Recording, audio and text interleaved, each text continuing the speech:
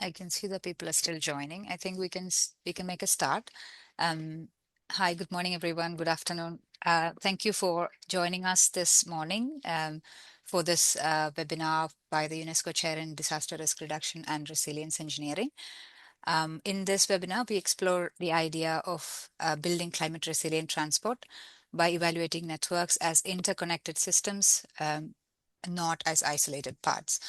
And in this webinar, we are very pleased to have Professor Saini Yang with us, Executive Director of Integrated Research on Disaster Risk, IRDR Beijing, to talk to you about her work on this area spanning over several years. So the title of the talk today is Transportation Infrastructure Risk Assessment in the Context of Climate Change. With Professor Saini Yang with us. She is a professor at Beijing Normal University and also co-chair of another UNESCO chair, the UNESCO Chair in Mountain Disaster Risk Reduction and Resilience, specializing in infrastructure risk analysis and climate change adaptation. And she has led over 20 research projects as principal investigator and has authored more than 100 publications, including in Nature. And she contributes her expertise as a member on the expert committee of China's National Disaster Reduction Commission and UNDRR Asia Pacific Science and Technology Advisory Group, and also acting as editorial board of several international journals. I extend a very warm welcome to you, Professor Saini Yang, despite the time differences and making this webinar happen, joining us today. Before we proceed to the talk, I just wanted to let the audience know that we are taking a short break from the series of webinars for Christmas, and we'll be back with a series of more webinars coming in January 2026. So please keep tuned on our website for information on the upcoming webinars. I leave the platform to you, Professor Saini. Please proceed. Thank you.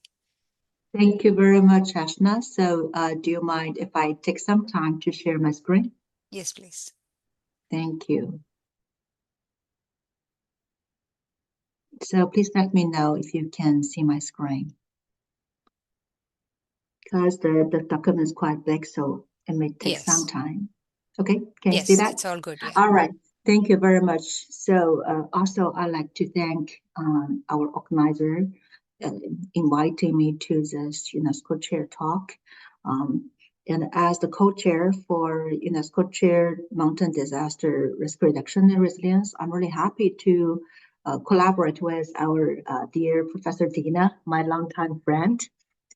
So I changed my the title a little bit, but basically saying resilient transportation infrastructure and climate adaptation. The reason I want to make a very minor change is because I think only risk assessment is not enough. The more important thing is for us to improve the resilience of transportation infrastructure and to really work on this adaptation. So again, I'm a professor in Beijing Normal University, and right now I'm also the executive director for Integrated Research on the Disaster Risk, IRDR, which is an international science program co-sponsored by International Science Council as well as UNDRR. Well, the reason I want to pick this topic is because I was trained as a civil engineer before. But also more about this global efforts in DRR really is a compelling force for me to carry out this research in the past 20 years. Because you probably know that in 1990s, natural hazard and their impact become a global concern. And more importantly, in the past 30 years, the focus has shifted from disaster reduction to disaster risk reduction. And the difference is that we are shifting from this post-disaster rescue, reaction, recovery to really better integrate all the information in risk assessment and to be more proactive. Of course, our best ideal dream is that there is no disaster, only hazard, right? So when we look at this roadmap, we can see how this route was evolving in the past 35 years. From the International Decades for Natural Disaster Reduction, at that time, it's still reduce the disaster. Then, of course, very early we had the UNFCCC. It's in 1994. We had the first World Conference on Natural Disaster, and then we have the Yokohama Strategy. And of course, in 2000, the International Strategy for Disaster Reduction, called ISDR, was established. Then in 2005, we had a second World Conference on Natural Disaster. Remember that time it's all called a natural disaster. And of course, in that year, we had a Hyogo framework for action set from 2005 to 2015. And IRDR was established in 2010. And then in 2015, we had a third World Conference on Natural Disaster again. And in that conference, we had the Sendai Framework for Disaster Reduction. And at that time, it has been changed because in previous strategy, it's for disaster reduction. But from Sendai, it's really for disaster risk reduction. And of course, in that year, we have Paris Agreement, the SDGs. And right now we're in 2025. And in soon after another 5 years, all this Sendai framework on DRR, SDGs will come to an end. So actually, I think right now it is a time for us to review what we have done in the past years, and also to think about what is the new theme post 2030. So that is how I look at it. Okay. Well, in case you have any question, please feel free to type that in the chat box or Q&A box. And I would be more than happy to take all the questions after the talk, after the presentation. Okay. Something I want to point out is that we are facing a very different global risk landscape. First is that the Earth's average temperature reached 1.5 degree, and actually, well, I think the UN or say the WMO has already declared that in 2025, many areas has reached the 2 degree, right? But anyway, in 2024, for the first time, Earth's average temperature climbed to more than 1.5 above the pre-industry level. So this has already become the evidence. And this is much more than temperature. This has, systematic impact. Another factor we're facing is that we actually have already entered a new period of mega earthquake activity, began in 2004. Well, this is the global. We always also notice that the global seismic activity is positively correlated with global volcanic eruption. And you probably also know that volcanic eruption has a positive feedback to our climate. So this facts just make things very complicated. And so as a result, we see the changing hazards.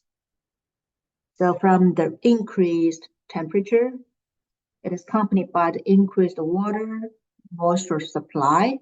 So in most areas, we're having more extreme rainfall. We have melting ice and snow resulting in large runoff. Flooding becomes a more severe challenge in most areas. And also this increased the mass material supply.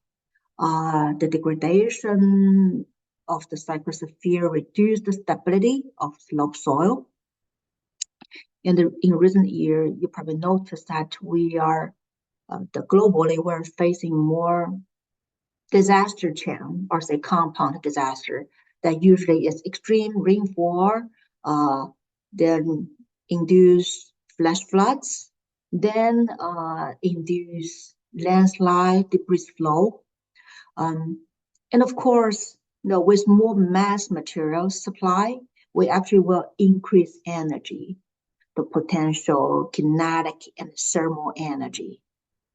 Now, from the ocean, they provide more energy for meteorological disasters such as hurricanes, and also the mass also increase this kinetic energy. And overall, we have this increased water heat coupling effects. The probability of concurrent occurrence of rainfall in high temperature increases. This has a lot of influence, especially for infrastructure. So overall, we say climate change creates more favorable conditions for hazard to occur. At the same time, we are having this global change. Global change is much more than climate change. It's also the human activities. Human activity especially is reshape risk features. So increase the human activity, that means more housing, more mining, more deforestation, industrialization, urbanization. When they couple with changing climate, then we see, of course, there are more extreme climate events. And with the rapid urbanization, we see new vulnerability with urbanization. We notice that exposure is quickly increasing.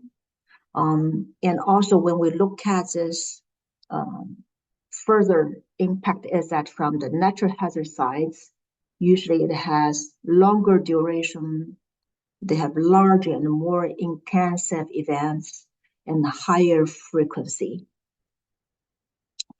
Take an example with infrastructure system.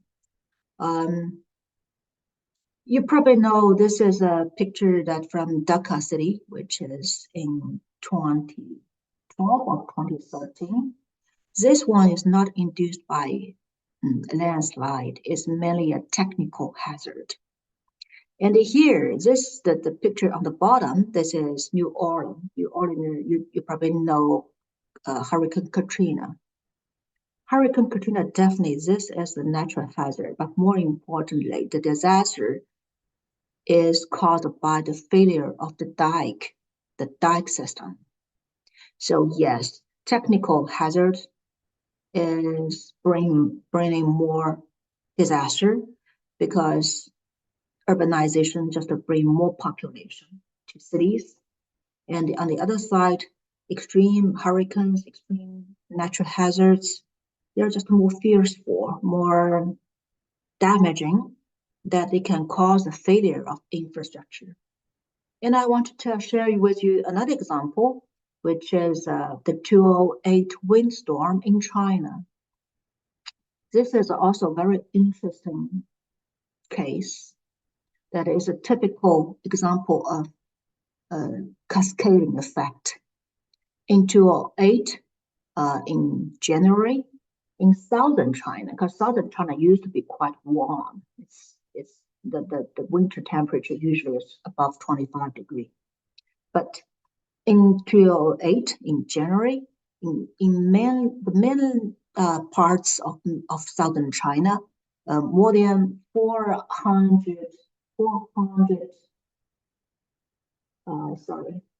million square kilometers area, we suffered strong cold wave in the 4 rounds of cold waves. And these 4 rounds of cold waves, together with the precipitation, of course, that become the snow, frozen rain and the snow, the accumulated huge ice on top of our electricity facilities. And actually the electric wires are quite strong, but when they accumulate 4 rounds of rainfall and ice, the load is huge. So to pull down this many major transferring wires, then this creates this blockage, the shortage in electricity, and in about 8 provinces in southern China. Now, this is bad enough, right? Because in the southern, people lost the supply of electricity. But it's much more than that. Because in January, end of January is the Spring Festival season, in holiday season in China. And during the Spring Festival season in China, usually we will have about 2 billion persons travel activities. You can imagine it's huge number of people accumulated in transportation hub, waiting to be transported back to their hometown for the greatest holiday of the year.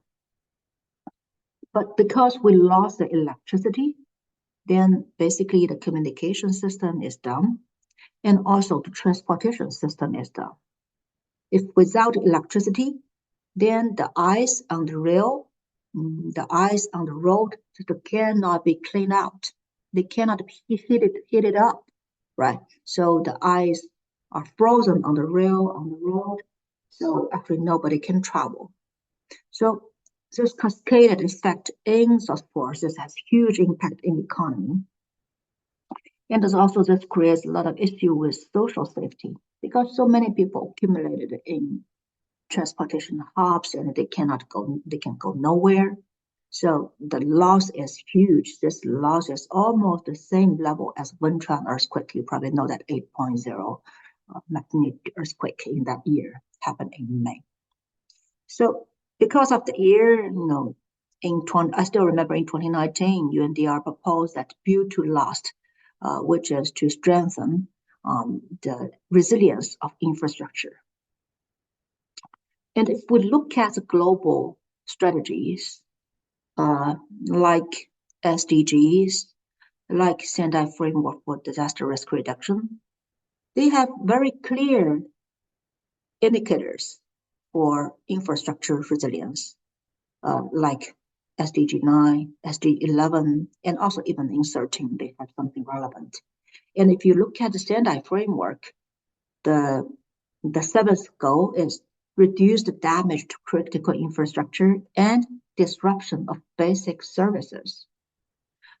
I like the wording very much. I like this the goals, targets very much. It's because it's point out the importance of service. So it's no longer damage of critical infrastructure, but reduce the disruption of basic service provided by infrastructure. That is typically also illustrated in the case in 2008 in China.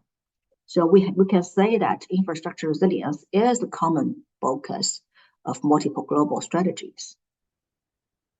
For those who are working on transportation infrastructure resilience, you probably know this paper published in 2019 in Nature Communication by Cox and their group. The important message released there is that transportation infrastructure is facing systemic climate change risk.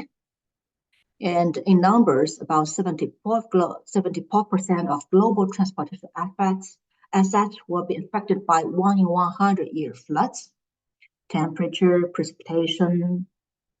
This will shorten the life cycle of highway, dramatically increase the maintenance repair cost. More importantly, transportation interruption cost is even higher than physical damage.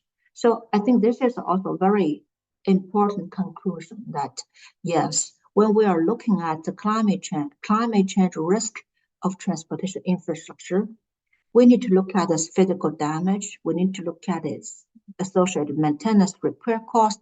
Also, we need to look at this interruption cost, which is the loss from the function.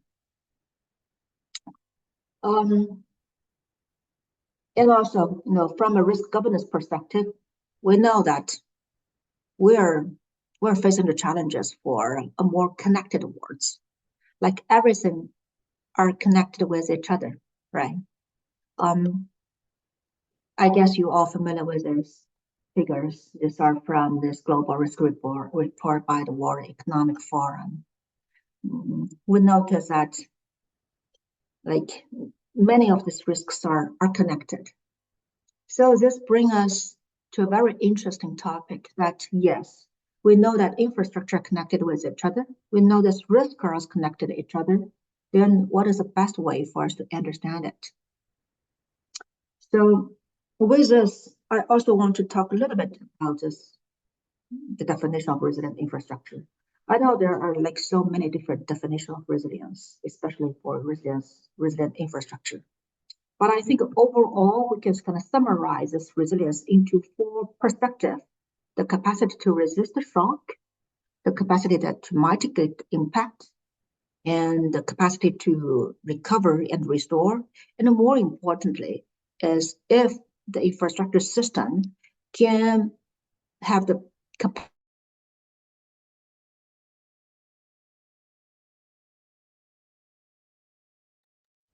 We Hello. have a problem.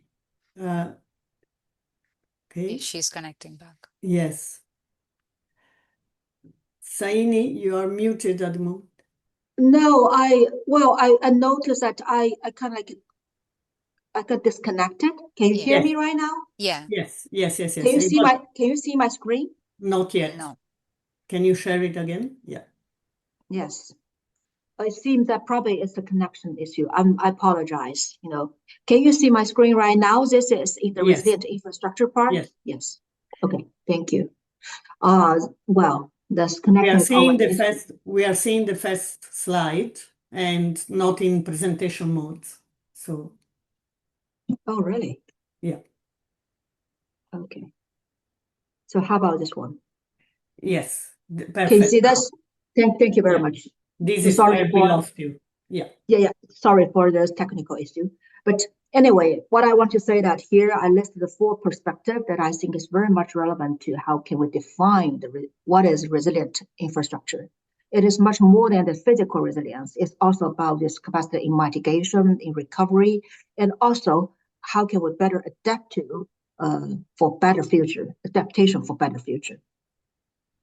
So correspondingly, I think there are several key questions that we really need to focus when we are talking about climate resilient infrastructure. So how can we better assess the impact, the risk of natural hazards in transportation infrastructure system? How can we better assess the impact or risk in an interdependent infrastructure system? Then how to better restore and recover from a damaged system, and what are the potential adaptation measures, and how to improve the investment for transportation infrastructure system. Never underestimate the last question, because overall it's about money. It's all about like if investor is interested in investing in adaptation, how do they look at the cost benefit ratio? So I know there are many projects, global activities, I'll say national activities in UK, in EU, in US, in Japan. They all have like infrastructure resilience or infrastructure safety projects. And I especially because since you are based in the UK, so I want to really refer to I think quite an interesting report called UK Climate Change Risk Assessment. And I like this framework very much because I read that in 2018, but this report was released in 2017. And when I see this framework, I think it really it's a very nice summary, because if we look at this climate risk assessment for infrastructure, it has 5 parts. The first part starts from like climate variables, really to better understand the change of temperature, wind, precipitation, sea level. And from there, we can better understand the climate extremes like heat waves, storm, flooding, surge, storm surge. And then we can look at its impact for infrastructure assets, like individual components in a system. So for example, what is the damage to a port? What is the toppling of pylons? What is the damage to a bridge? These are like individual infrastructure assets. And from here, then we can look at the risk to infrastructure network, because no transportation infrastructure can work by its own. It can provide a function because it's integrated in a transportation network. So from here, we can look at its reduced transmission capacity.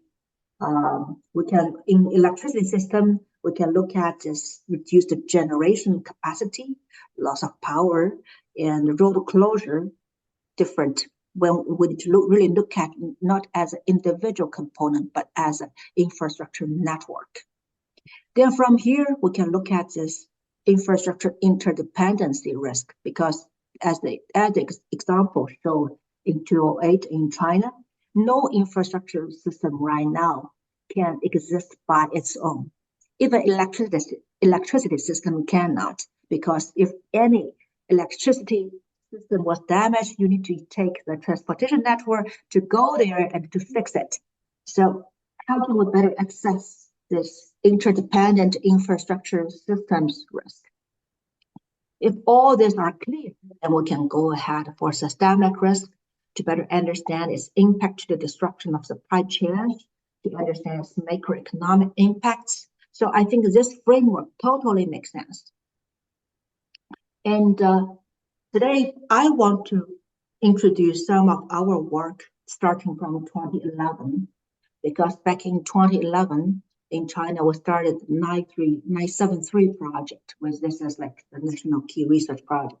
And I have a sub-project of it, which is the resilience transportation, the climate change risk assessment for transportation system and its resilient assessment.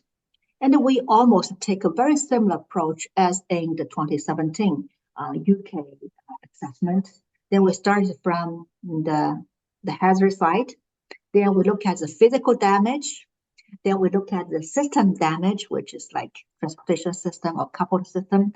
Then we look at the systemic impact, which how it analyzes, how it influences the economics, how it influences livelihood. Then we go look at this DRR strategies. So again, so starting from 2011, I started to work on different projects, but mainly through the whole framework, starting from hazard analysis, exposure analysis, mobility analysis, impact analysis, risk analysis. Then, of course, we did some recovery and restoration analysis, cost benefit analysis for different adaptation strategies. We try to understand the system behavior in this complex system. Then from there, we design the principle of DRR and also design many very detailed projects for DRR. For hazard analysis, I think I can make this very quick, this very straightforward, right? Because for those who are working on climate change, then usually you need to have this projection data. We need to analyze the extreme value. We need to understand its trend. We need to analyze its variation. These are very different perspective of future climate variable. The average, the trend, the variance, and the extreme value for temperature, for precipitation. But more than that, of course, you can couple this climate variable and really look at this combined coupled hazard, right? So this, of course, a lot of things can be done. Then when you have this, when we have all this climate variable analytical results, we can start with exposure analysis. For example, like rainstorm, the extreme heat wave, and flooding. The important thing for rainstorms impact exposure analysis on transportation network is not simply you overlay infrastructure with climate variables.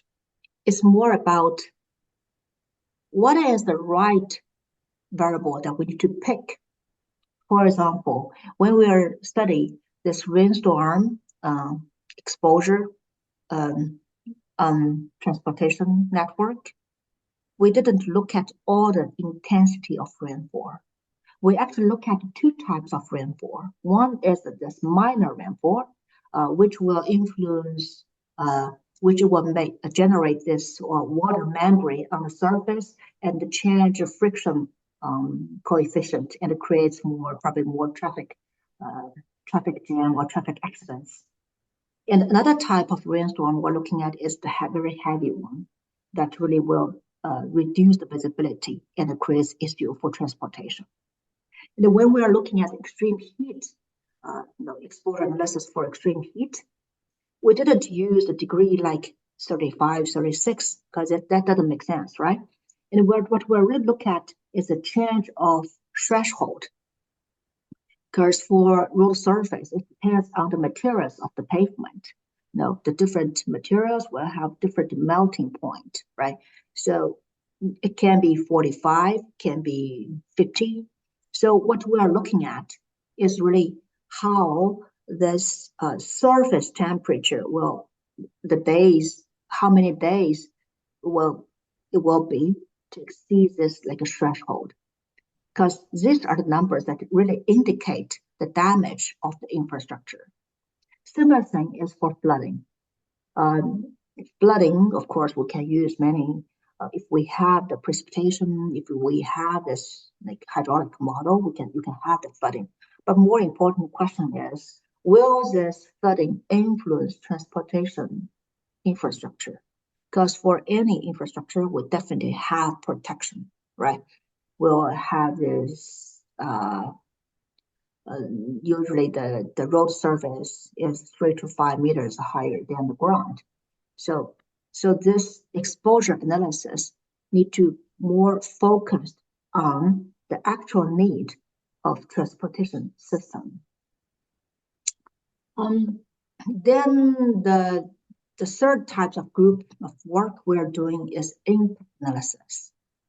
Because for exposure analysis, basically what I can get is, how many mileage or how many bridges or tunnels will be exposed into a storm, will be exposed into once in a 100-year flooding. But we are interested in is what is impact? So what? When it's exposed to that, what is the impact? For example, like flooding. The more important question is actually, yes, if we have the rainfall and we simulate the flooding and how it will influence the transportation network. How many nodes or say road segment will be inundated and then lost its function. So, this is a work we did almost like 10 years ago that we look at inundation highway network. There will generate three types of failure. One is a direct failure, which means that the road was inundated by the flood, right? Then the other type is indirect failure. Say, this is a very long road. Then one segment or one transaction was inundated, and actually all the other linked segment you cannot trespass anymore. It lost its function of connectivity, right? So all the other linked nodes, they're called indirect failures. And of course, you add indirect failure and indirect failures, you have this total failure. So in this way, we will be able to, as if we have this rainfall, we can simulate the flooding that runs this type of network analysis. So here we did analysis for Chinese highway system and the US highway system. And the way we did it is we compare performance of the road network, the highway network, under three types of attacks. They are random attacks, floods, and the localized attacks. We pick the three types of attacks for a reason. Because random attacks is spatial distribution. It's totally random, like rainfall. No. So, or more like traffic accidents. It can happen anywhere. Floods is very different because floods happens along the river, and the river has a trajectory. So these are like a trajectory. And the third type, localized attack, it has an epicenter and it has attenuation and it has an impact area. So earthquake is more like localized attack.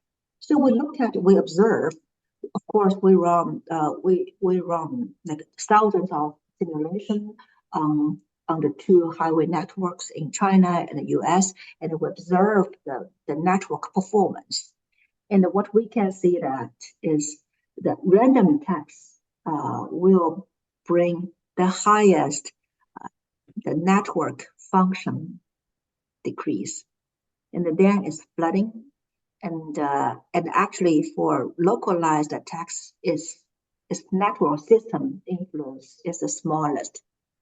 And also if we compare the impact in the Chinese highway system and the USA highway system, US highway system, we can see that the impact for the Chinese highway system is much more severe.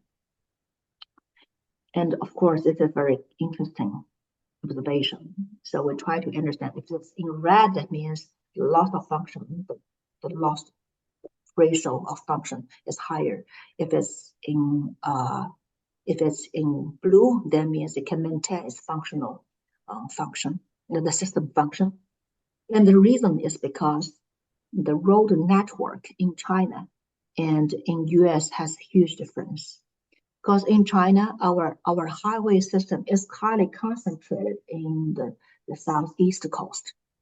So it's a very much heterogenic system. So very dense network on the east coast and a very sparse network on the west.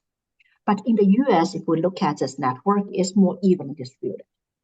So that's probably the reason that why Chinese system is more vulnerable to random attacks. So this gives us a lot of hint to the planning of this road network.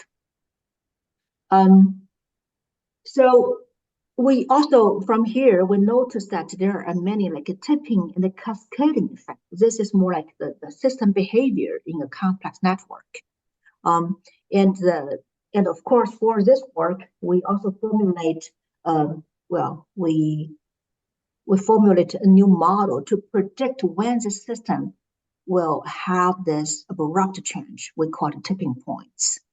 And the quite nice part is that we have simulation and we have a mathematical model, just use theoretical, get theoretical value, and the simulation result really nicely match with our theoretical value. If you are interested, of course, you can always check the papers.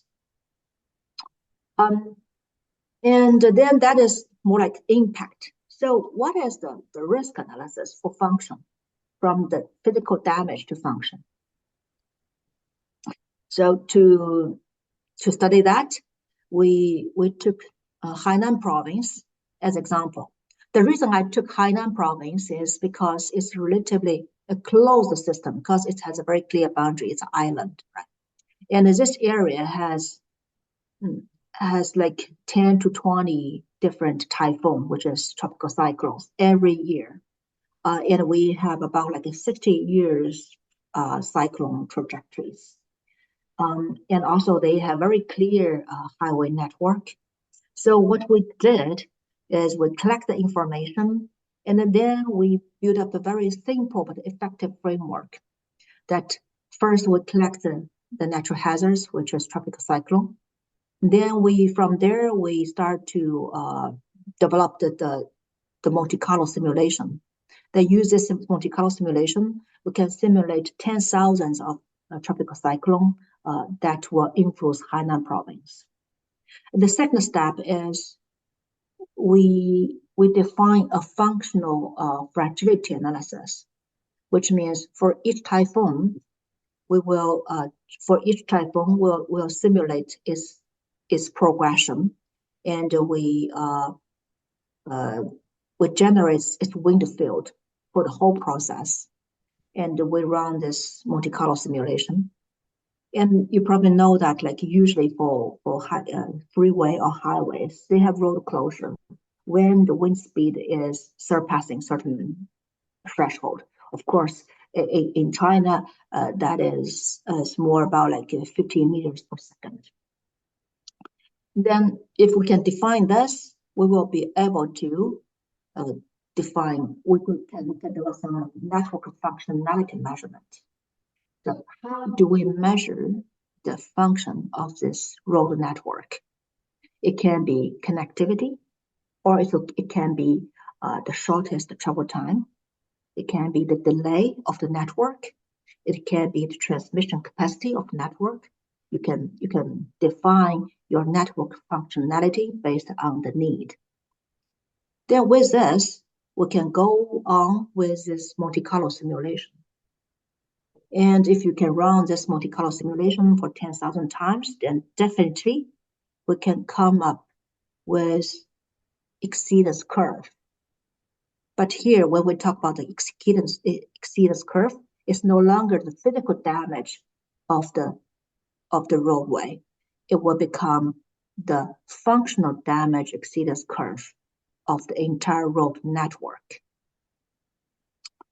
So that's what we get. So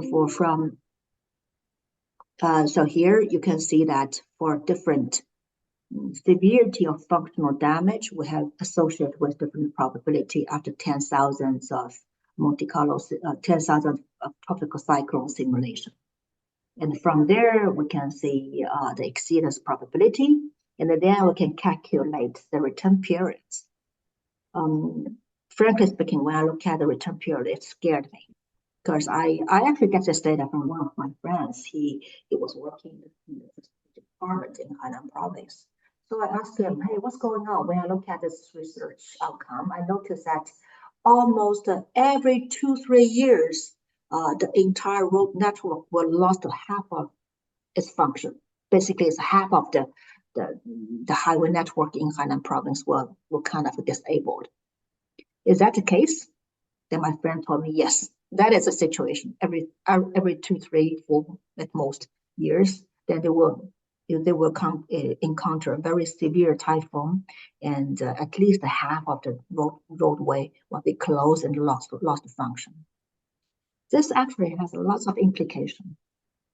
So if we can have this functional exceedance curve, actually this is very helpful for us to design insurance program for transportation companies, and it's very convenient to transform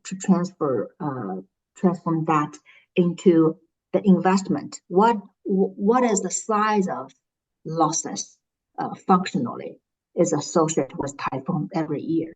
So this gives a lot of scientific evidence for their provinces' DRR investment. And of course, I have to say that this type of framework is very straightforward. We can easily adapt it to other infrastructure systems, no matter it's electricity or communication. We can use this similar framework to understand its functional. Then actually, they asked me one question, say that, yes, we know that we're vulnerable to tropical cyclone in Hainan province. Then can you tell me that, but we have very limited capacity and very limited funding. So can you tell me that if I have some money, where should I invest? In reality, investment for DR is always very limited. So actually we extend our previous research to help them to decide that which intersections or road segments has the best value in the sense of reduced functional risk caused by tropical cyclone. And this actually is quite a typical research framework that for reliability engineering, right? you can remove with the previous simulation system. Actually, we can just play with the parameters. If we can improve certain sections or intersections or roads, basically that means this road will have less damage, less interruption time. Then you can run the simulation again to see, okay, what if we invest in this couple intersections or roads, and the entire risk, how this entire risk, functional risk can change. So this is also very interesting. But of course, I have to say that if we look at different parameters, connectivity-based, damage-based indicator, or distance efficiency-based indicator, or travel delay-based indicator, they will have slight difference. So this all depends on the decision maker's perspective, that what kind of function do they treasure most? Okay, Then another affiliated question is about recovery, right? If you're talking about resilient infrastructure, basically you have to make sure that when it's suffered from certain attack, then it has to recover fast. So what is the best recovery strategy? Usually we don't think that much, but in reality, it's also that we have very limited capacity in this like construction facilities and human resources. So there are many different ways to recover a damaged area. And it also depends on what kind of damage is that. It's a random attack. It's a trajectory, like a typhoon or like flooding with trajectory attack. Then, or it's localized attack, like the earthquake. With these different types of external stressors, our recovery strategy can be different. So here we analyze the different ways, local damage, malicious attack damage, which is we always attack the most important nodes in a network, or random attack. We propose different recovery strategy, and later on we notice that there's one strategy is the best, we call it peripheral recovery with node weight. This basically is that I'll recover an area from outside to the inside. And also I always recover from the most important node, then go to the next important node. In this way, the whole system's entire function level will increase the quickest and the largest. So again, we did that for Hainan province, for typhoon, and also for earthquake. For typhoon, we can see that within the greedy search, random repair, greedy repair, the peripheric repair and the peripheric repair with node weights, we can see this performance is very, very different. So from here, I start to understand that it is necessary, or if this region wants to have more increased resilience, it's necessary for them to better understand the local attack type. It's more like this trajectory, or more like earthquake. The different repair needs different well-planned recovery strategy. And of course, later on, we start to synthesize the different assessment tool together to make it a system. Basically, that means from microscopic simulation, like car following behavior, so that we can better understand the traffic in the city, then to this macroscopic traffic, which is the distribution of transportation, freight transportation and passenger transportation in the nation. This work gives us a lot of hints. One important lesson we learned from this research is that we noticed there is something called emergence, which means the behavior we observed from the micro level, say at the individual level, has a huge difference with this macroscopic.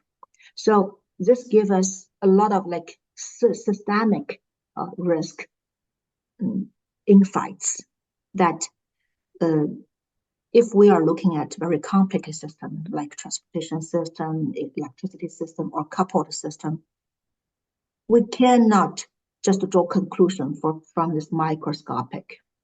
We have to conduct the different level of research, microscopic, mesoscopic, and macroscopic, because the system behavior at different level varies a lot.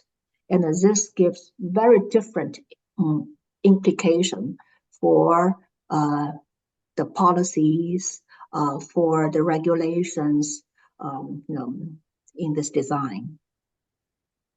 And of course, this system can also be used in adaptation assessment. For example, we talk about that the easiest way to protect transportation infrastructure is you can raise the base, the road base, right? So we use the system, the simulation system, run very simple analysis, then to understand what if we can raise the road base for 2 meters or 3 meters, what is the influence, what is the impact, and what is potential saving. So this type of analysis has a lot of insights for regional or even national climate change adaptation analytical work or strategy work.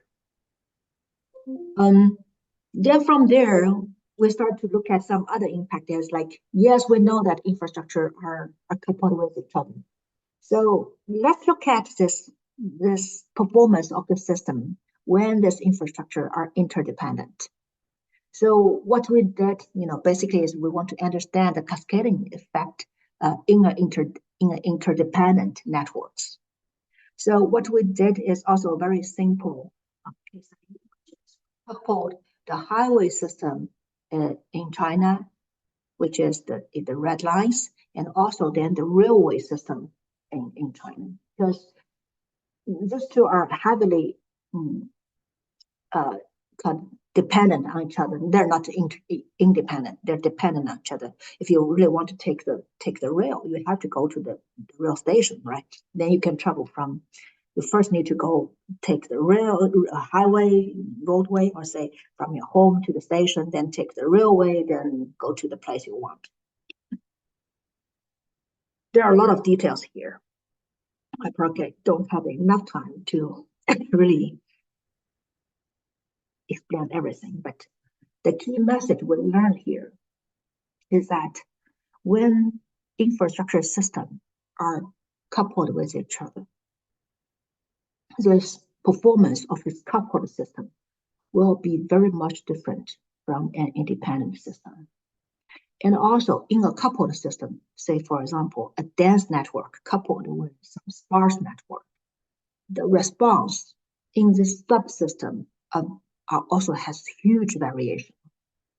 So one thing, also one short lessons we learned from this case study is we notice that when a dense network is coupled with sparse network, and if they are quite interdependent, then usually this sparse network will suffer more, because a dense network, they have more redundancy.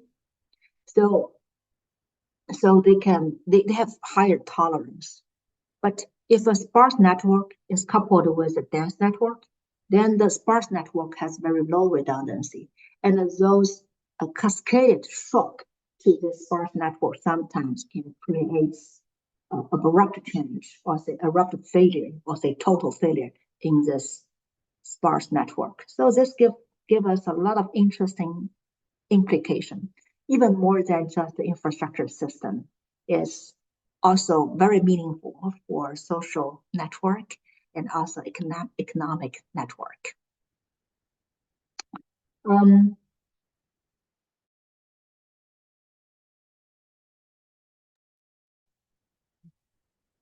I think again, there has been, yes, a failure, maybe. Yes, say. Oh, sorry, I lost again. Yes. and lost again. But the good thing is I'm kind of finished the first part, right? Okay, so Can please, you see my screen now? yes, we could see it, now we cannot. I'm very sorry for this unstable network again. service. Yes, Yes, I'm back. now it's fine. Okay, that's Okay. good. I just want to spend a very short time on talk about this adaptation. Because the previous work are all about the risk assessment, physical assessment, functional assessment. Then later on, we are really care about the different aspect of how to improve the resilience. But when we talk about adaptation, breast is the king. We're always talking about the money. We're always talking about the cost-benefit analysis. So I want to show you one example why this is important. So from here, I want to really emphasize the importance of economic modeling. This is also a real story that one day I was have a coffee with one of my friends and work with the Ministry of Transport. Then suddenly he asked me questions, says that every year the Ministry of Transport, they purchase early warning service from the China Administration of Meteorology. And every year they spend a lot of money, like hundreds of millions RMB every year for the service, because early warning, they believe that this is very important adaptation measure. Then one day the minister asked him a question, say, is it worth the money? Every year we spend like hundreds of millions in this early warning. Then does this worth our money? So just starting from there, and then he started to ask me questions. Hey, can you help me better understand? Is this a wise decision? No, if we don't invest money in this early warning system, then definitely we can invest this money in many retrofitting projects or in some, purchasing more facilities.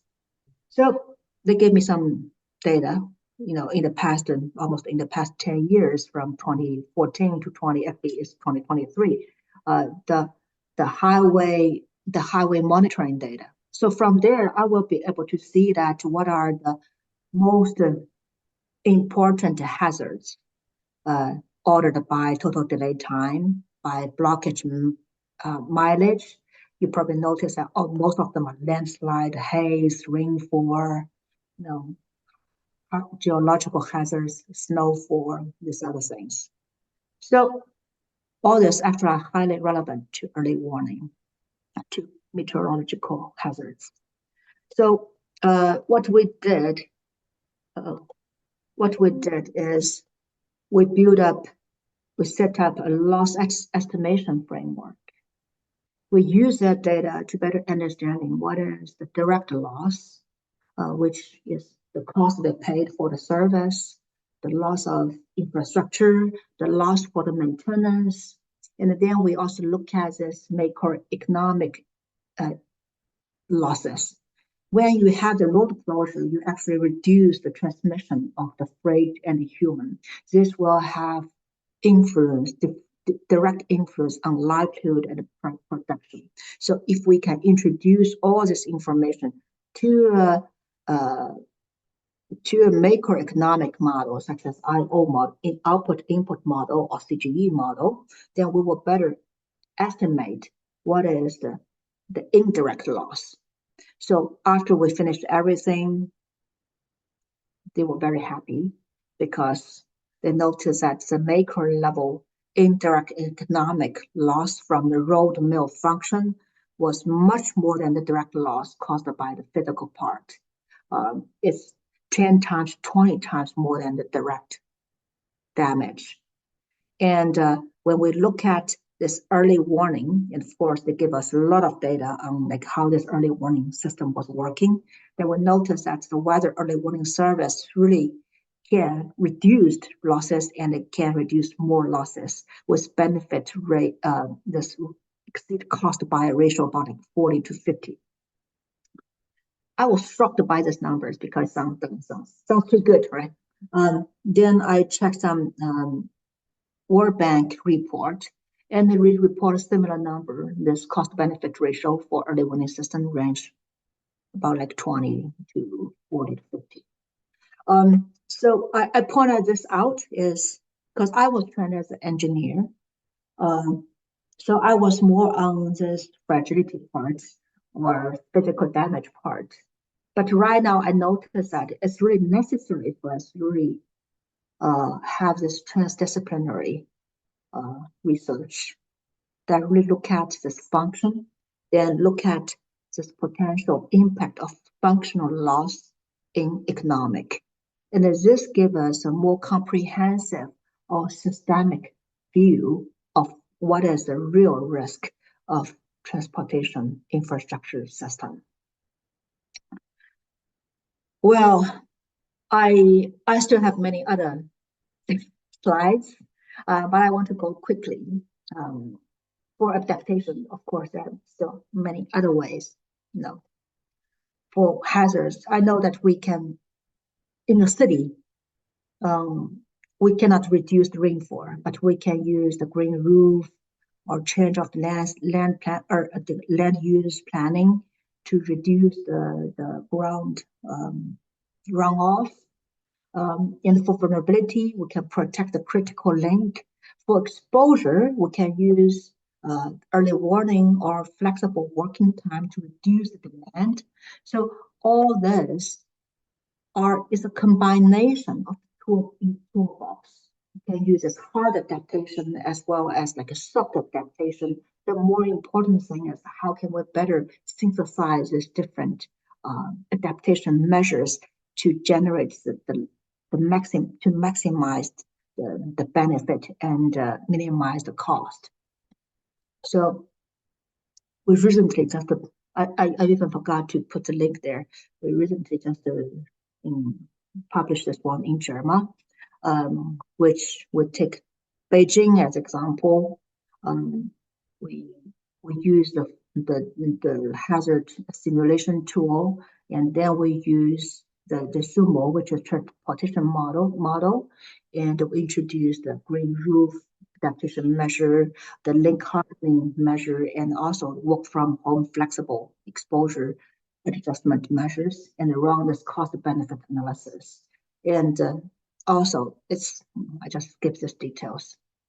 I just want to say that it's really quite promising that a nice combination of these different measures can greatly reduce the damage, can generate a huge economic incentives. And actually, the reason I do this research, we did this research about 5 years ago, is also because of the real demand. When the city are facing more challenge with extreme rainfall and more inundation, they're looking for what is the best way for them to proceed. So this type of framework really gives them more insights. So overall, I just want to say that, I think the challenge for engineers changed. We need more integrated research. That's also part of the reason that I became the ED of IRGR, because we need to shift from avoid to adapt. Now we need to shift to this delayed damage to transform the way of operation or the way of governance. So I really looking forward to more collaboration on this type of research to promote more transform. I do think from this perspective, the collaboration of our UNESCO chairs and also the engagement of our young talents will bring huge potential in the future. Thank you very much. So with this, I just finish my presentation almost in time, and I just take the time for questions. Thank you. Thank you very much, Saini. An incredibly stimulating presentation. I've written down at least 5 or 6 questions that I would like to ask you, but I let the audience go first. And our first speaker, our first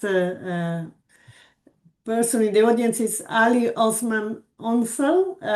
We will be allowed to talk if you can open your mic, please. And introduce yourself, Ali. Can you hear us?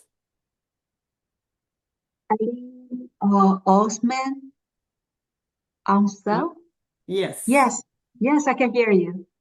No, this is me, but we cannot hear Ali. Yes. So Yeah, I will read. I can read. Yeah, I just Yes, got my glasses. I just got my I can glasses, read so the now I text can. for you.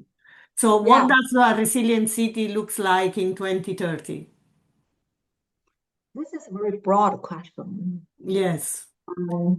Resilient city, I think for me, is even more complicated than resilient infrastructure.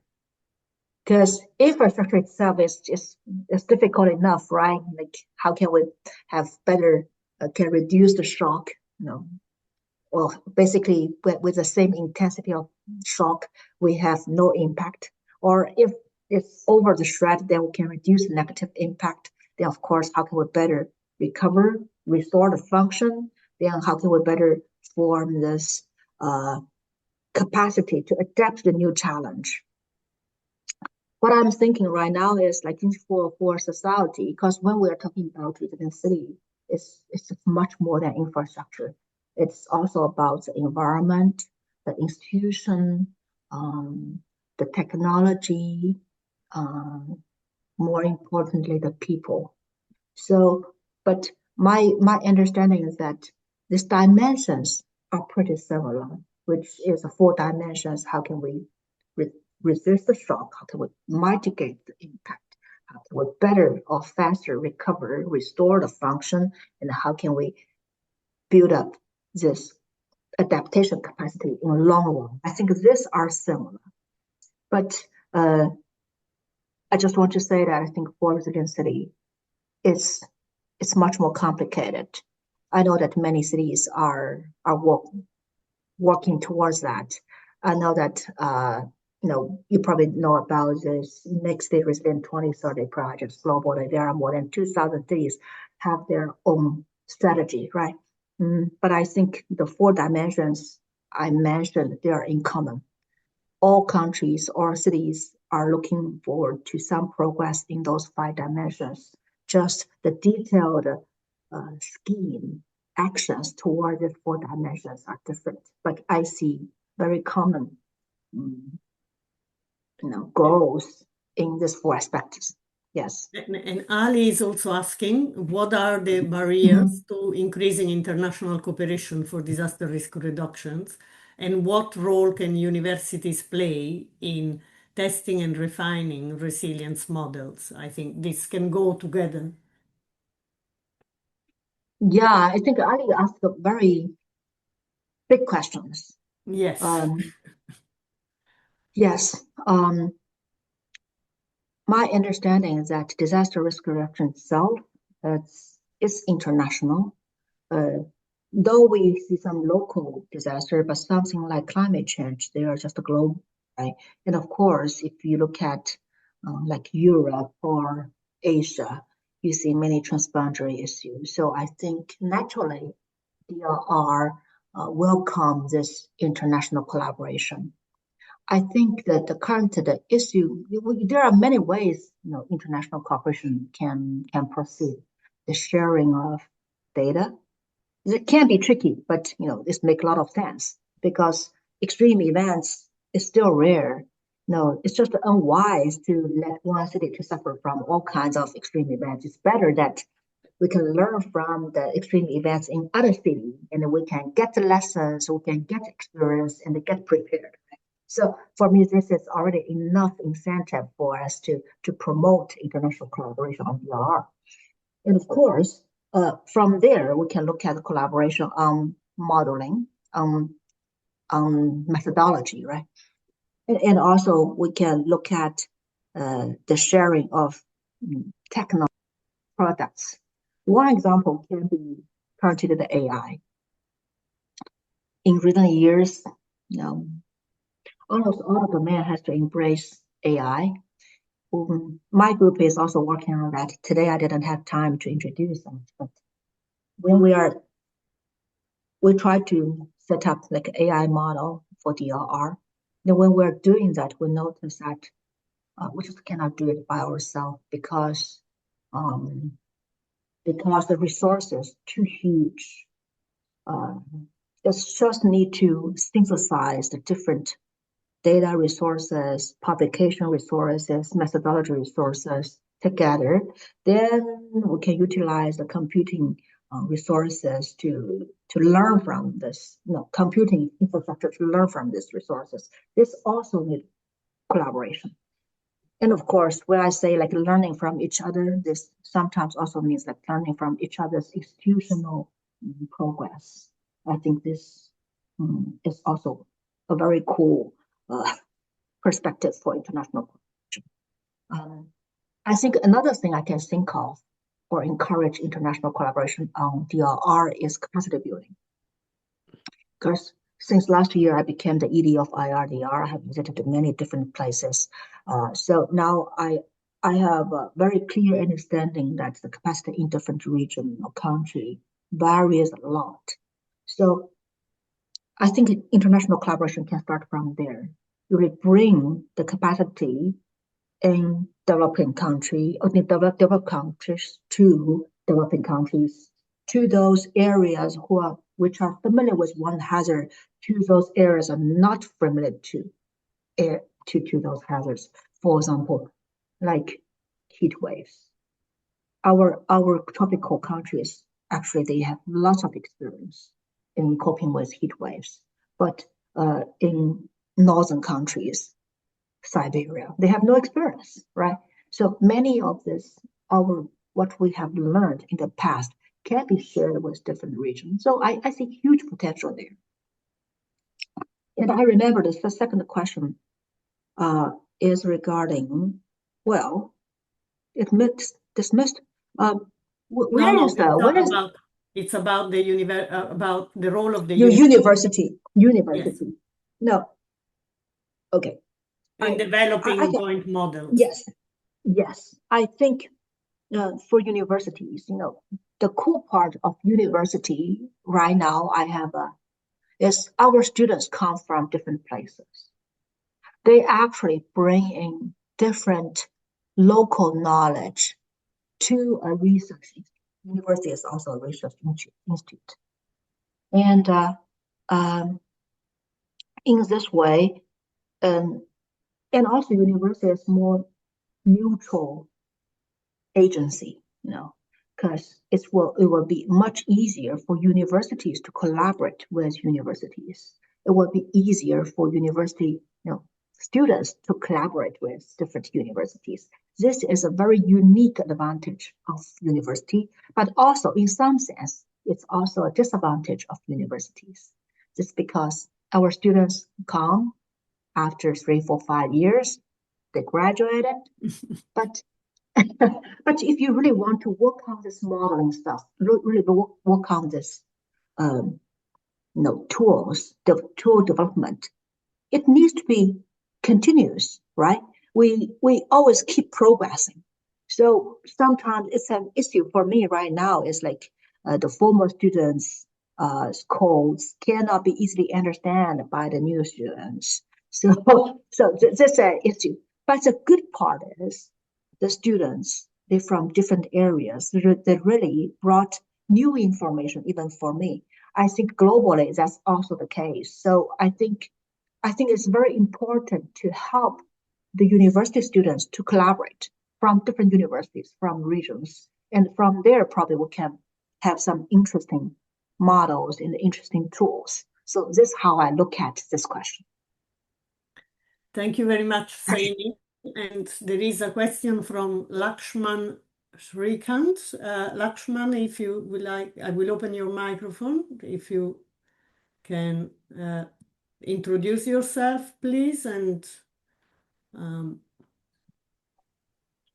Sunny, Lakshman here from yes. Yes, I can Delta. hear you.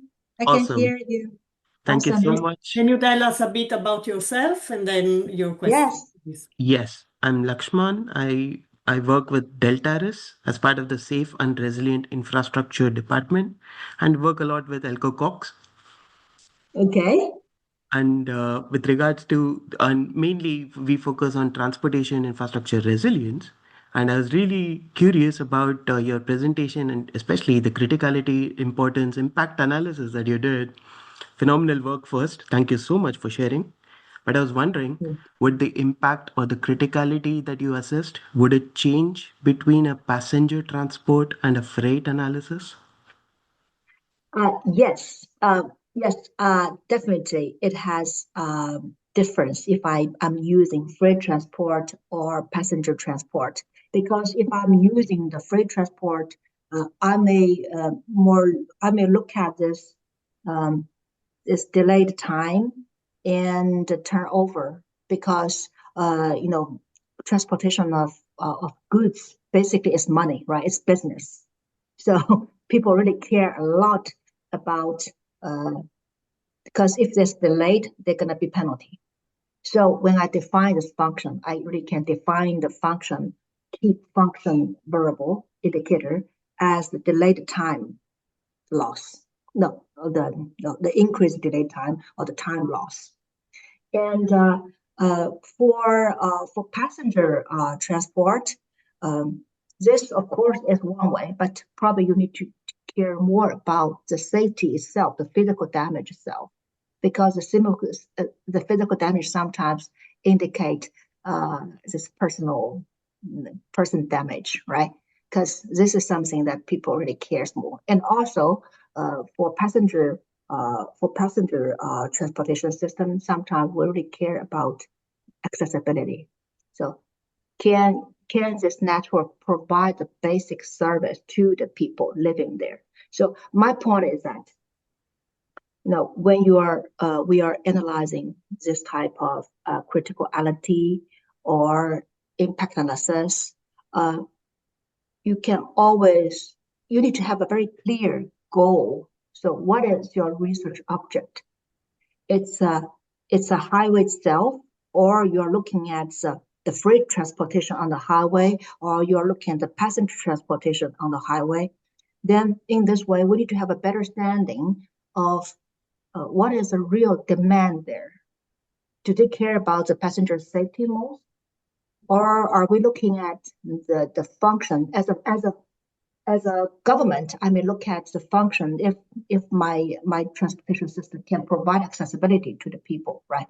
But if you are doing this consulting work for a transportation company, then they care about the loss, the delayed time, the loss of turnover, because that's directly related to their benefit or profit. So I think as if we have a clear picture of the object, of the demand, then we can better pick the analytical variable that we want to analyze. I'm not sure if that's clear.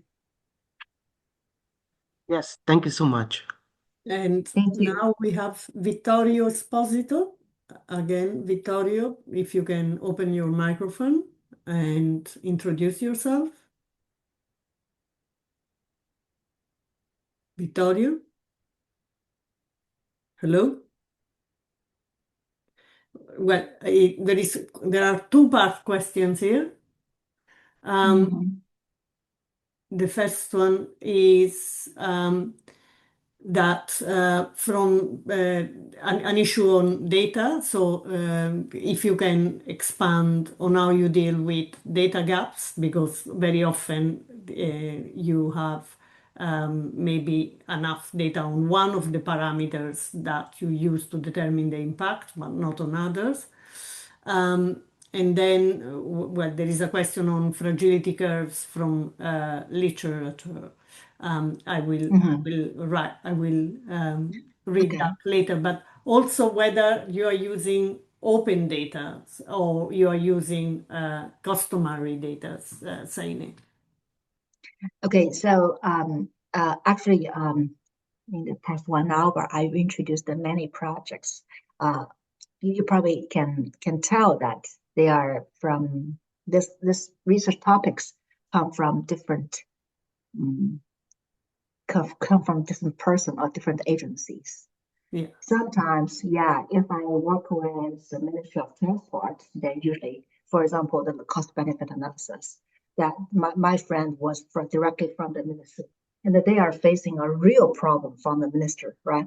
So in that case, they will be able to provide me the real data, and it's very complete data set. And of course, even when I did that research for them, they give me this the roadway monitoring data. They give me because they have very nice data inventory. They have each event, how much they spend on it, and how long do they process it. What is the blockage time? What is the blockage mileage? They have very clear information. And also, I need to match that with like meteorological data or even hazard data. In this way, I have to coordinate with many of my friends in other ministries to match the data. This is a lot of work. Though sometimes we just show it in one slide, but actually this type of work probably cost me most of the time. This is definitely an issue because it's very difficult for us. For me, as doing the research is more like make a dinner. So if you want to have a nice dinner, you're gonna have nice ingredients. Only if you have nice ingredients, then you can say with this ingredients I have, then I maybe can make this dish, that dish, right? And then the really writing the paper is more about the plating. So sometimes, yes, they will say, okay, I have a question for you, Sunny, I have a question for you. Then I will listen to their questions, say, they want a snack, or they want fast food, or they have a nice dinner, or they have a banquet. So from there, I will always ask them, hey, what kind of data do you have? Then, of course, I will, with the data, I will try to match with other data resources.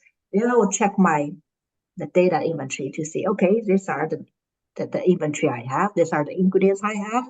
From here, based on what they want, maybe a pizza or pasta, or they want a fine dine, then I say, okay, I make this dish or that dish. So that's how I look at it. Okay. I think I like the food analogy, but it is also true that it's not just like going to the market and shop around.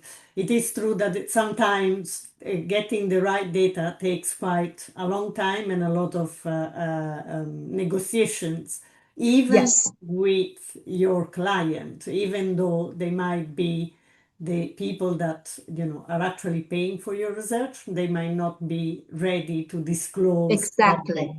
Yes. Exactly. So I make the analogy say that we cannot say that I really want to do this research, so I have to get data. In reality, it's sometimes you don't have that data.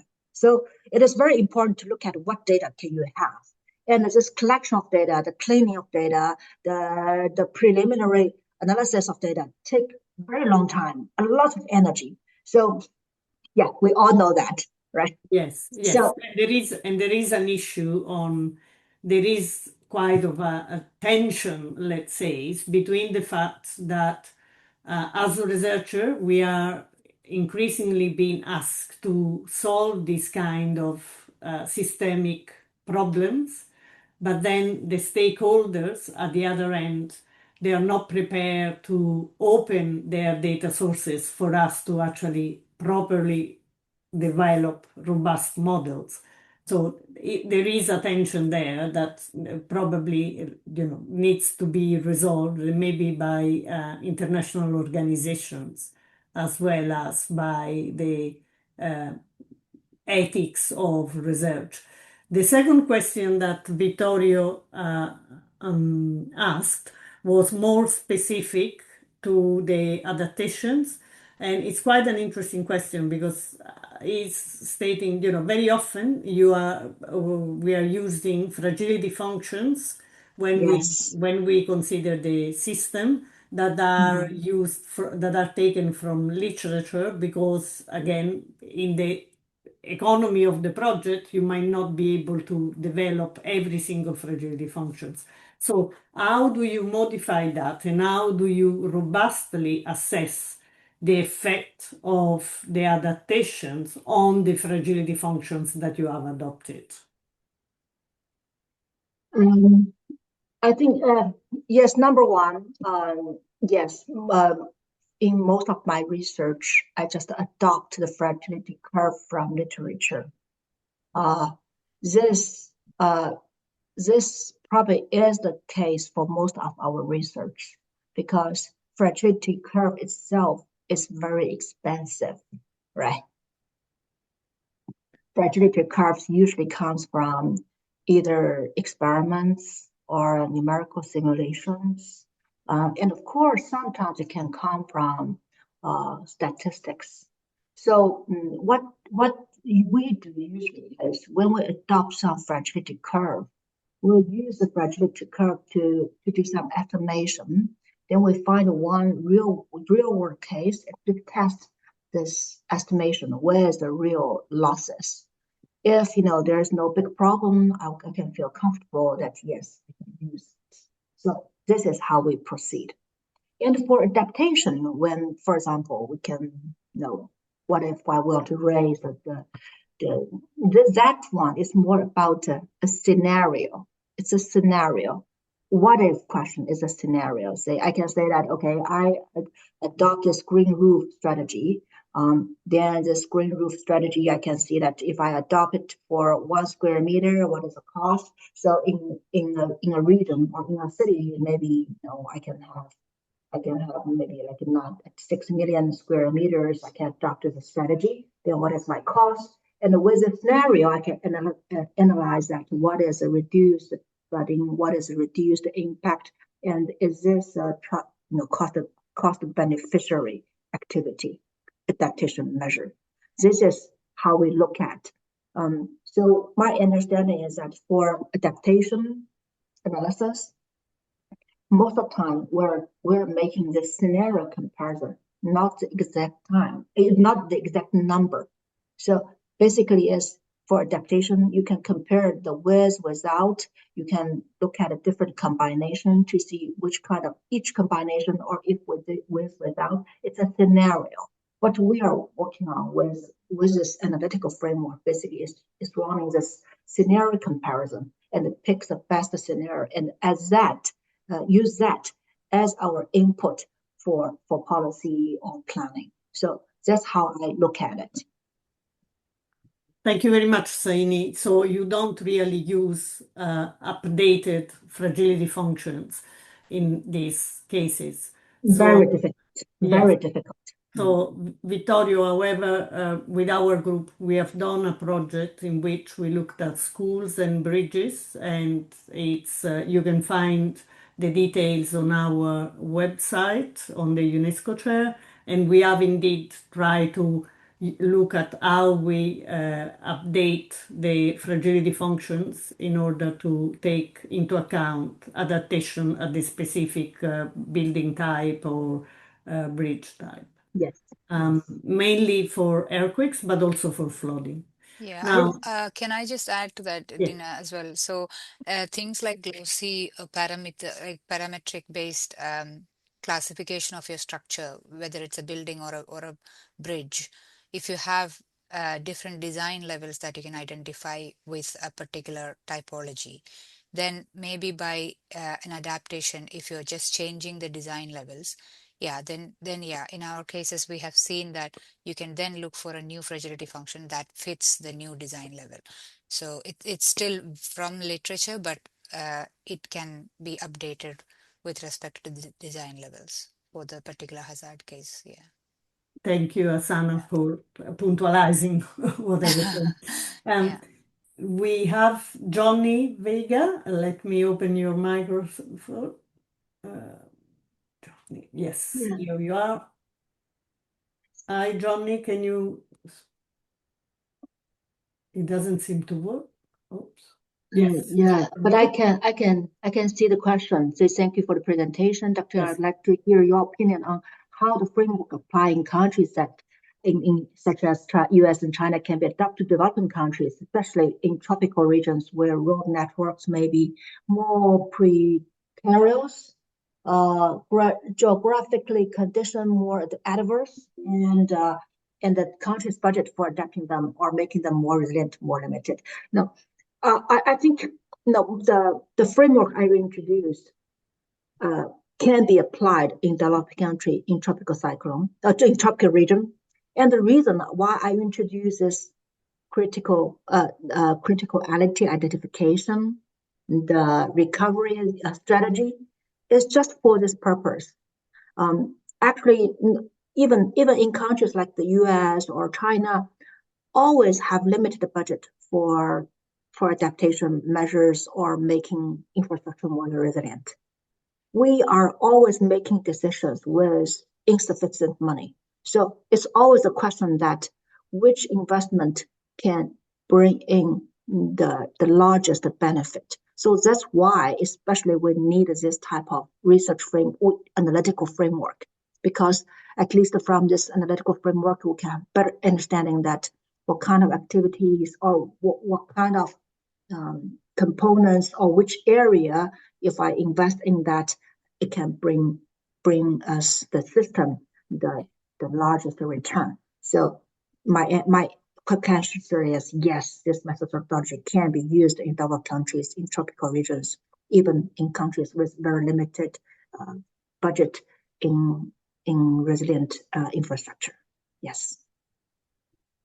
Thank you very much. I don't know, Johnny, you still can speak if you want, and if you want to comment on that and tell us a little bit more about yourself, or we'll go through to the next question from Gonzalo, sorry, just a second. Let me see if I can open your mic.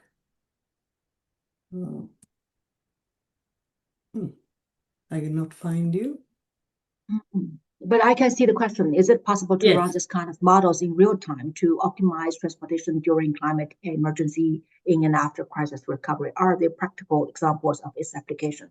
So far, we haven't. Why? It's because all this work are kind of exploration, like a pilot studies. So the goal, and of course, if we want to have some real-time model, is that this type of maybe the simulation we're running is very frequent. For example, it's always tropical cyclone in Hainan province. Then maybe we can make a real-time optimization system. My understanding is quite doable. However, please note that if we want to have a real-time system, then usually the cost is big, because if you want to make sure that the system can be used in real world, you will need more detailed data. You will need more operational data. You will need the computer infrastructure. Yeah. It's and also you have to make sure that results are very reliable, and it may also you have also to integrate all the operational execution, the regulation, etc. It will become much more demanding. But yes, I think that's the right direction for researcher if we really want to make our research outcome impactful. The best way actually is to test it in the real practice. Yes, I agree with you, but this is something we're currently doing right now. Thank you very much again, Saini, for answering this question. And we have a question from Tushar Pradhan. Tushar, your microphone is open, so if you want to introduce yourself. Yeah, thanks, ma'am. This is Tushar. I'm a disaster risk management expert from India, and basically I'm a former government employee. So with regard to the question which I'm focusing on is the use of you told about the risk assessment framework, where the four things we have pointed out, and I especially like the part where the risk functions which are being affected. So with regard to risk assessment, like risk functions being affected, how the local level, like, that this model can help to prepare them a plan for, like, the local level. And when a hazard or disaster strikes, the thing is, the management part comes in. But when you say, like, these are the assessment based on your studies, but when you talk about the real time, when an flood happens and everything, how that can be, framed in a way where it can be used for the risk planning. So I just want your thought in this regard. And is there any illustration regarding that your model has been used in, having a solution for this kind of?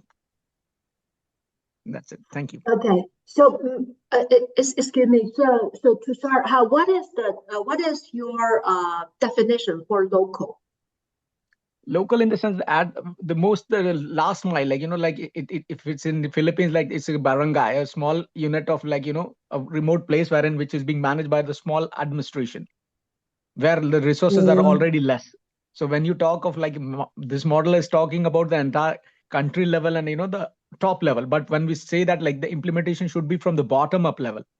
So how is that, like, percolation of that your research to the last mile, so that they can be able to utilize it in a more effective way in planning as well as in management? Okay, so I have two examples for you. One example is the risk assessment in Hainan province. Hainan is not a country; it's an island. It's a province. I understand it's also pretty big, but still, you can look at it as a local example of local. So we did the risk assessment for Hainan province. Then we also analyzed the criticality for the Hainan provincial highway system. Then we identify the critical intersection and nodes or linkage at the provincial level from different perspective, like from a connectivity, delay time, etc. Then for them, this is already very helpful information. Hainan province is one of the least developed province in China. So they also always have very limited funding. So that's why they asked me the question. Says, we only have this limited money. Like, which road I should retrofit? Which intersection should I work on? So this is how we can help with them. Then another example I want to take is the last one, which is adaptation strategies. That is for Beijing municipality. Beijing is a city, right? Beijing is a city quite big, but to our research area is just the region within the fourth ring, which is about like 1/6 of the municipality. So you can take it as example of local. And after we did all this analysis, we just give them the best combination of how much land how many roofs should be used for green roof. If we have some money, then which roads do we take care of to improve their drainage? And also we look at if we can provide like work from home, flexible working time to people, and we made a combination of these different strategies. So when we design all these different strategies, because we understand that the funding of the municipality is limited. If they have more money, they can rely on this the reformation of green infrastructure or road reconstruction. But if they have less money, they can just more rely on this flexible working time. We're just to try to show them that how this different scheme will look like, how the combination of scheme will influence the cities, the regions, the total delay time, and the pollution, the energy cost, etc.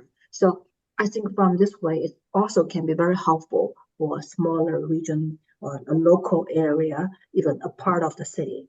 So I see possibility that even this framework can be applied in a smaller area. Yes. And finally, Thanks, ma'am. thank you again. And finally, and thank you, Tushar, for the question. And finally, we have a question from Omar Flores. I think he has unfortunately left the room. No, he's in. So, Omar, please introduce yourself. Thank you, Nina. As you know, Guatemala has a lot of troubles with the hazards. This webinar was important because our highway infrastructure collapse every rainy seasons with the hurricane seasons. But the models the lady present us today, as universities, we can do a little, because I think in Guatemala we had a lot of troubles with the governance. Maybe you can hear about the last election in Guatemala, and there's a lot of troubles here. I think there are many corruption, and we can go for better in the future if we don't change that vulnerabilities. I only want to comment about that in our small countries it's very difficult to invest money for prevention. That's all I wanted to say. Thank you very much. Thank you, Omar. I actually have a very brief response to your comments. That is, my understanding is that disaster risk reduction, or say climate change risk adaptation, the intention is to reduce risk. And when you reduce risk, people cannot feel it anymore. So you are right. That's why in most countries, investment in DRR is difficult. So just because this issue, I think it's especially important for us, scientific researchers, professors, academia. We need to develop new ways to illustrate the benefit of DRR, and also to develop innovative financial tools. I do believe that DRR can make money. It's not only to save loss, it can make money, because a rational investor will look at it. They will look at it. It's always about for investors, it's always about the money put there and the money they can get finally. So even I understand, like in different countries, this governance or politics towards climate change risk has lots of difficulties. But also, when I look at it, I see like it's also part of our responsibility. Did we do a good job really to illustrate the effectiveness of DRR measures? Did we give them a very clear illustration of the benefit? Did we provide them with very innovative tools? Is this tool easy enough to be used or understand and used by different stakeholders, by decision maker, by the public, by the entrepreneur? So I think this is a very nice question, but yes, but this is that's why we're working on it. Thank you. Thank you very much, Omar, for the questions. And it's really, I think, our job also to highlight what are the political gains in reducing risk and improving resilience, because that's the way that we will become more intelligible to the people that govern us in any country in the world. So yes, as technical researchers, we need to also adapt our language and our way of thinking to the political implications that our results might have. And this is very important. Clearly, the conversation here keeps getting more questions, Saini, so it's very stimulating.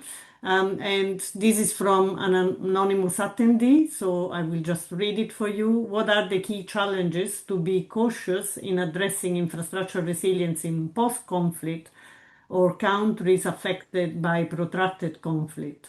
How to get stakeholders to consider resilience from the very beginning?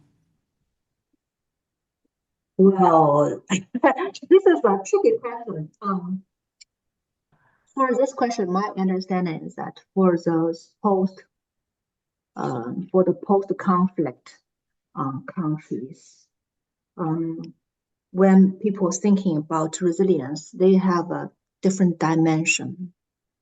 For them, this resilience, the hazard have a higher dimension. Conflict itself is one type of hazard, right? So, so my understanding that for those areas, resilience, of course, is also there, but just when they sort out the different type of hazards, they have different priority list. But again, I think the full dimension that resist the shock, mitigate negative impact, recover fast, and a long-term adaptation capacity. These are common values in resilience, even in those countries, post-conflict countries, or yeah. So these are the common values. So I think this can be shared in different regions. Thank you. And thank you again for answering all the questions from our audience. I don't know if there are other questions coming up. I have just one question that might link to the one prior. Given your research that intersects both, let's say, human-made hazards and natural hazards, and you have shown us, for instance, the intersection between some types of human-made hazard with flooding. Where do you think that is the connection there, and what can we learn from one type of hazard to the other one in order to be more resilient? Thank you, Dina. My understanding is that these different hazards, they have a different nature. For example, human hazard, especially in modeling, I'm a modeler basically. Yes. So in modelings, I feel like man-made hazard, their distribution has many very unique features. For example, man-made hazard usually attacks, it's more like we call it malicious attack. Man-made attack, they are will hit the most important infrastructure, right? So you will hit the highest, the degree, the node in a network with the highest degree, etc. So for me, this is a very different system feature. So in our analytical modeling process, we tried our best to reflect this different feature, like where will this happen, right? If we look at the localized attack, no, earthquake is very localized, right? You have epicenter, you have impact region, and for tropical cyclone or flooding, it has a spreading process. It has a trajectory. And for man-made hazard, it usually is malicious. It will hit certain spot with intention, or say sometimes it will. This man-made hazard may kind of correlated with the human distribution, spatial distribution. So for me, these are just a different network features, characteristics, which can be reflected in our modeling process, especially in Monte Carlo simulation. So, and also from there, we can see that the system will respond in a very different performance pattern. So the hints I get from the strategy, or say the scheme we made for different, we need to make a different scheme for different type of shocks, man-made, natural, and also the strategy we made for different type of exposure system varies. As I said, in the interdependent infrastructure system, when a dense system is coupled with a sparse system, the sparse system will fall down much faster than the dense system. So when the external shock comes, for the dense system, they want to be linked with more sparse system as their cushion. But if you are the owner of a very sparse network, you may want to just connect with them as soon as possible. So I see lots of implications there. This also worth future research, and and it can be transformed into policies. Yes. Indeed. We have just submitted a European project with Zhejiang that and many other partners in Europe that looks at the interactions of human-made and natural-made hazards on power infrastructure. So yes, let's see where we go with that. Let's see if we can. Yes, if we collaborate on that. Yes. Exactly. Well, beautiful. This has been an exceptionally interesting presentations, and I just pass the words to Asana to do the closing. Thank you, Asana, for taking us to the end. This has been very, very interesting, and the discussion afterwards has actually opened up a lot more discussion points, basically answering all the questions I had on data and how do you really scale up from big micro to macro scales, and in reverse.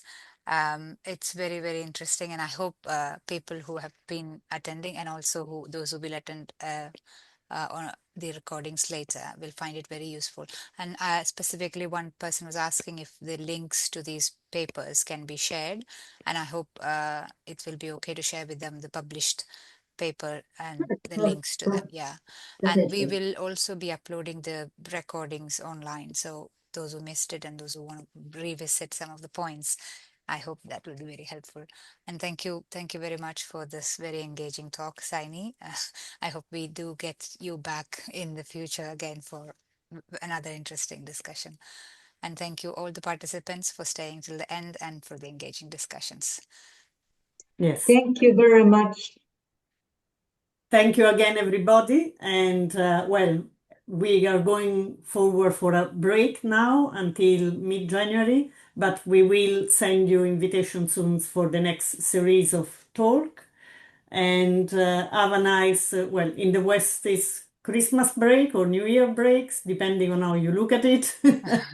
And all enjoy this holiday seasons. Thank you again. Bye-bye. Thank you. Thank you. you. Bye-bye. Thank you, Saini. Bye-bye, Dina. Bye-bye, Ashna. Bye-bye. Bye. Thank you. You're welcome. Thank you. Yes, holiday seasons for all. Thanks, Omar.